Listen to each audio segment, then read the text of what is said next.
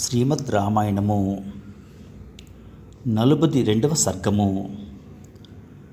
భగీరథుడు గంగానదిని దివి నుండి భువికి కొని వచ్చుటకై యత్నించుట.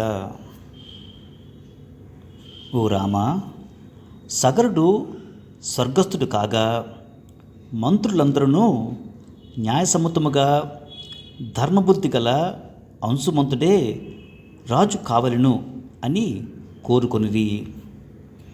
ఓ రఘునందన, అంతటా మిక్కిలి ఉత్తముడైన అంశుమంతుడు రాజు అయ్యెను. అతని కుమారుడు దిలీపుడు. అతడు మిక్కిలి సుప్రసిద్ధుడు. అంశుమంతుడు తన కుమారుడైన దిలీపునకు రాజ్యభారమును అప్పగించి గంగావతరణార్థమై పవిత్రమైన హిమవత్పర్వత శిఖర భాగమున తీవ్రమైన తపమును ఆచరించెను.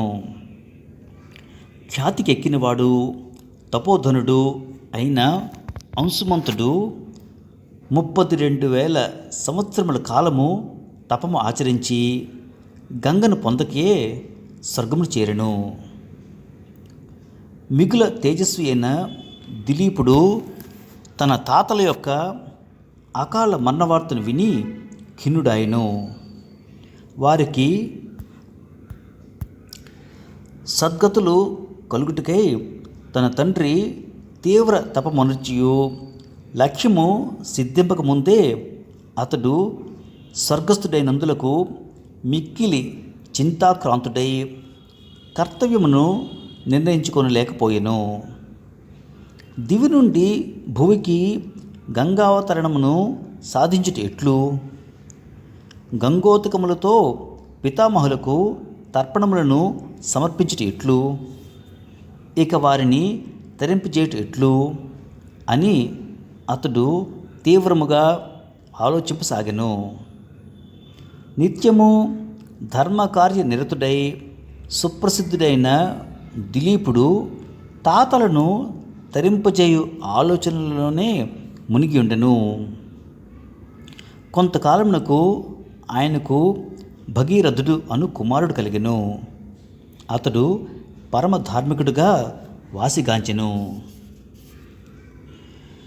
మిక్కిలి బల పరాక్రమ సంపన్నుడైన దిలీప మహారాజు పెక్కు యజ్ఞములు చేసెను. అతడు 30,000 సంవత్సరములు రాజ్యపాలన చేసెను. ఓ రామ, అతడు తన 60,000 మంది ముత్తాతలను ఉద్ధరించుటకు తగు నిర్ణయమును తీసుకొనలేకపోయెను.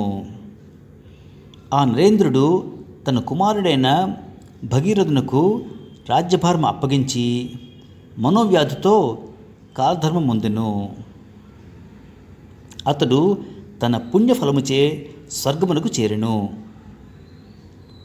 ఓ రఘురామ, ధార్మికుడును రాజర్షియు మిక్కిలి పరాక్రమశాలియు అయిన భగీరథునకు సంతానం లేకుండెను.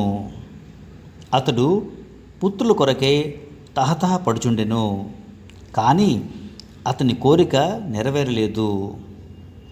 ఓ రఘునందన, అంతటా భగీరథుడు గంగను దివి నుండి భువికి అవతరింపచే సంకల్పముతో తన రాజ్యభారమును మంత్రులకు అప్పగించి తపమనుచుటకే హిమవత్పర్వత ప్రాంతమున గల గోకర్ణ క్షేత్రమునకు వెళ్ళెను. అతడు ఆ క్షేత్రమున మాసమునకు ఒక్కసారి మాత్రమే ఆహారమును తీసుకొనుచు జితేంద్రుడై ఉండి ఊర్ధ్వబాహువై పంచాగ్నుల మధ్య దీర్ఘకాలము తపో నిమగ్నుడాయెను. గ్రీష్మ ఋతువునందు తన చుట్టూను 4 దిక్కుల యందును అగ్నులను ఉంచుకొని శిరమును పైకెత్తి సూర్య తేజస్సును చూచుచూ చేయు తపస్సును పంచాగ్ని మధ్య తపస్సు అని అందురు. కాళిదాస మహాకవియు కుమార సంభవ కావ్యమునందు పార్వతీదేవి శివుని పతిగా కోరి పంచాగ్ని మధ్య తపస్సును ఆచరించినట్లు వర్ణించెను. మహాబాహువైన ఓ రామ, మహాత్ముడైన ఆ భగీరథ మహారాజు అట్లు తన తీవ్రమైన తపస్సును కొనసాగించుచుండగా వేల కొలది సంవత్సరముల కాలం గడిచిపోయెను. సృష్టికర్త అయిన బ్రహ్మదేవుడు ఆయన తపస్సునకు మిక్కిలి సంప్రీతుడాయెను.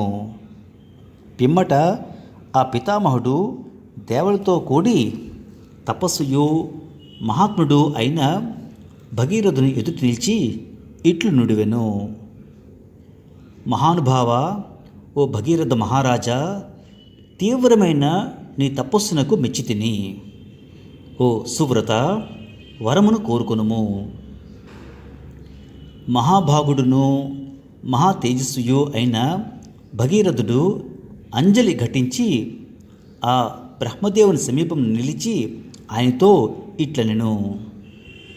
ఓ బ్రహ్మదేవ, నా తపస్సు మీకు తృప్తిని కూర్చినచో ఆ తపఫలముగా సగర పుత్రులందరికీ నా జలాంజలులు చేరునట్లు అనుగ్రహింపుడు. ఈ మహాత్ముల యొక్క భస్మరాశి గంగా జలములతో తడిసిన పిమ్మట మా ముత్తాతలందరూ శాశ్వతముగా స్వర్గ నివాసులగుదురుగాక.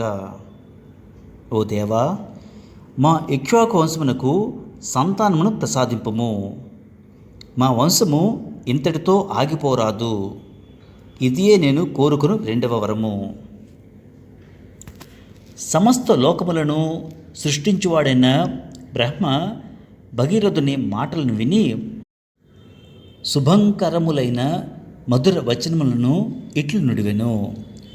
ఓ ఇక్ష్వాకు వంశవర్ధన, మహారథ, భగీరథ, నీ మనోరథము మిక్కిలి ఉత్తమమైనది. అట్లే అగుగాక. నీకు శుభమగుగాక. ఈ గంగానది హేమోత్పర్వతం నుండి ఉద్భవించినది. ఈమె హిమవంతుని పెద్ద కూతురు. ఈమెను ధరించుటకు పరమశివుడు మాత్రమే సమర్థుడు కనుక ఆయనను ఆశ్రయింపవలెను. గంగా ప్రవాహం యొక్క వేగధాటికి భూమి తట్టుకొనలేదు. ఆ గంగను ధరింపగల శక్తిమంతుడు పరమేశ్వరుడు మాత్రమే. ఇతరులకు అది అసాధ్యము. రాజుతో ఇట్లు పలికిన పిమ్మట బ్రహ్మదేవుడు గంగతో, బిడ్డ, ఈ రాజును అనుగ్రహింపము అని పలికి దేవతల తోడను మరుద్గణముల తోడను కూడి స్వర్గమునకు వెళ్ళెను.